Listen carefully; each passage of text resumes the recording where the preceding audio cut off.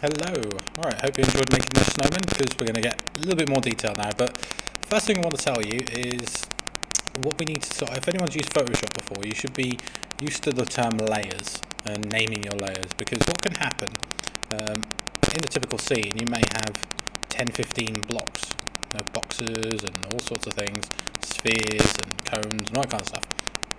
And naming your layers is really important, because if you look over here on the left hand side, what it does its best really. It knows that this was the first box I put into the scene, so it called it box 1, then box 2, box 3, box 4, and so on. You can click and then click again and then sort of retype the name in for it. So this could be wood, or something. This could be a wooden block, this could be stone, and so on. But naming your objects is a really good thing to do, because you can quite quickly get messed up and lost as to where you are and what you're working on, especially if you've got box 1 to 500.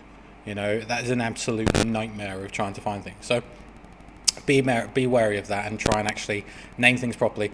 Another thing you can do, so here's wood and here's stone. If I control click them both so they both turn blue, I can do that here as well. I can control click them both, they'll both be selected, or I can drag around them. But what I'm going to do, control click both of these, and I'm going to go to group and group. And it'll say, what do I want to name this group? I'm going to call this object. Rubbish name, but there you go.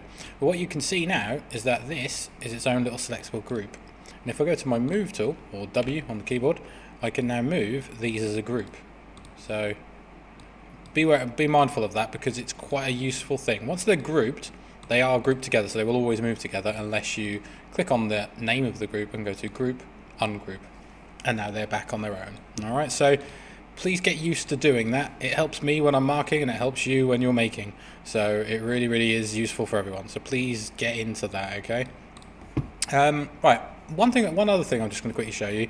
I do tend to find that, unfortunately, we only have one monitor. In an ideal situation, if at home, if you're lucky enough to have it, 2 monitors are the best things ever, because you can have one screen for reference and one screen for doing your thing. What you can do in 3DMax is things are resizable, and I tend to see here, so there's the sort of splits and margins here. My mouse is sort of changing.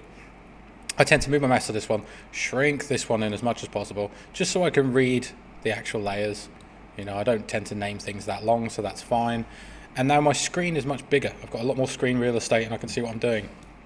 Especially if I maximize that, that's a lot nicer for me. I also like to take this side over here and drag that across. And that might seem a little bit weird right now, but it'll make sense in a second. So if you want to try and emulate this kind of view, then please do. So what I'm going to do is just delete some of these. I'm going to mess with this one a little bit, just make it slightly longer, a little bit fatter. There you go. Alright, and then, so what I'm going to show you now is the modifier, okay? There are lots of modifiers, and you've been using modifiers already, because you go to the modifier panel, and you can change the length, as I said, the width, and the height. And these are all, I'm not sure if I said, but you can directly type into them if you want to have nice round figures, because that's always nice. We like to have round numbers. Helps our brains a little bit. I remember I said about F4, press F4 and you get to see the edges. So then you can see that there's a white edge around these. And these are the edges, these are the verts here, but we'll explain that in a minute. What I'm going to do, it says here Modifier List. And again, if you've used an art package before, you may have applied like a sepia filter or gone to a modifier and done a thing, in your Instagram, whatever. If we click on the down, I want to do a bend modify. And I'm going to click this here, bend. And what should happen is this sort of orange outline appears. And if I do my angle, you'll see that the modifier is trying to bend my object, but it's not doing a very good job, unfortunately. I can try and change the direction. It's definitely editing it. Oh, we've got a bit of, if that ever happens, have a look. Yeah, basically you don't ever want lines going through each other, vertices going through each other. It's known as clipping, and it's basically an impossible shape and will cause errors and looks horrible. So be mindful of that. Up to about there is fine, and then not so much. But what's happening? The object isn't bending, even though the modifier is trying to do it. I can try different axes. Try to go that way. It should be bending it into an arch. You can see there perfectly. I can go 180, so it should have a flat bottom. It's not doing it. All it's really done is squish the object, which isn't helpful. If I go down the y-axis, it's trying again. Again, all it's done is squishing the object. Any ideas? Well, what we need to do, I'll leave it like this for now. Actually switch the X. And I'm going to go on my box, and I'm going to change the length segments and the width segments. Oh, You could see there what just happened, couldn't you? As soon as I start cutting it up, so what I've done, I've applied more cuts effectively across the object.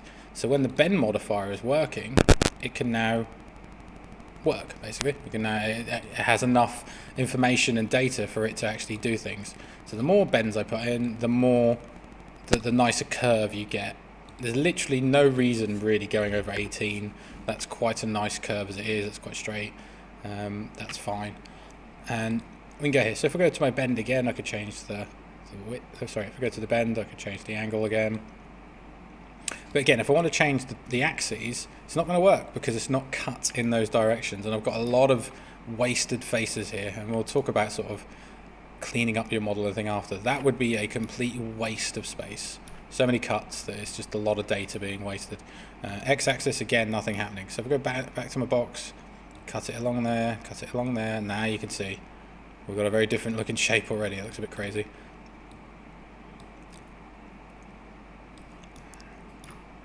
Let's go with the X-axis. Nice. And there we go. You don't want so many cuts, sort of ruins it a little bit. Let's bring that down as well. There you go. And we can bring that up to 180. And there you go. And what can also be done, which is kind of cool, is you can actually apply more than one modifier to the stack. So it's got one bend modifier. I'm going to do another one. So it's a separate bend, and I'm going to say, okay, let's go back to my box, and I'm going to cut it 12 times that way. And I'm going to go back to this one on the y-axis. Oops. And I'm going to bend it around that way now. So again, making a very simple box, which it started off with, look very, very different. I'm going to change the direction of it. It's looking quite hideous now, but hey. You're getting a very different shape. And then remember, it just started its life off as a box. And these can always be tweaked and changed. I think it's quite cool. Let's do another one. Let's go for another bend, and this time on the Z-axis, but we'll make sure we've got some cuts. We'll go back up, and we'll do a direction, and now we can bend it the other way. Okay. Play about with some of these. This is an absolute hideous shape, so I'm sorry about that. But we can do some more stuff. Let's have a look. Have a look through these. There's a lot which are, they'll be quite confusing. Have a look at them and go, ooh, what's happening? Lattice. It's quite a fun one. Does some weird things to the shape, sort of subdivides it. You've got, what's a nice one? Symmetry is quite a fun one, especially if you only design one side. Oh look, it could be some kind of an animal thing going on here. We've got legs. You can change the symmetry along different axes. So you might want symmetry to be that side, or there. You can also see here, I didn't actually show that with a bend, but there's a little plus sign here. So they all have their own sort of little gizmos and things. So this symmetry one has a mirror. And actually if I select the word mirror, I can actually move it. So you could set, but actually I don't want them to be stuck together. They're two separate objects, which are going to be mirrored that way. Alright. And the same with the bend. I could change where the actual gizmo starts. So I can change where the actual bend is beginning from, where its center point is, all sorts. So it's really powerful. Once you get into this, the sky's the limit really. You can do so many things. Turbo smooth, well actually this is kind of the cheat tool, but look, smooth as you like, makes it look very professional and high quality, which it kind of is. And there you go. So this thing here started its life off as a little box, and now it's that, which I'm not sure what it is, but hey, it looks quite different. Okay, play about with some of these, see how you get on.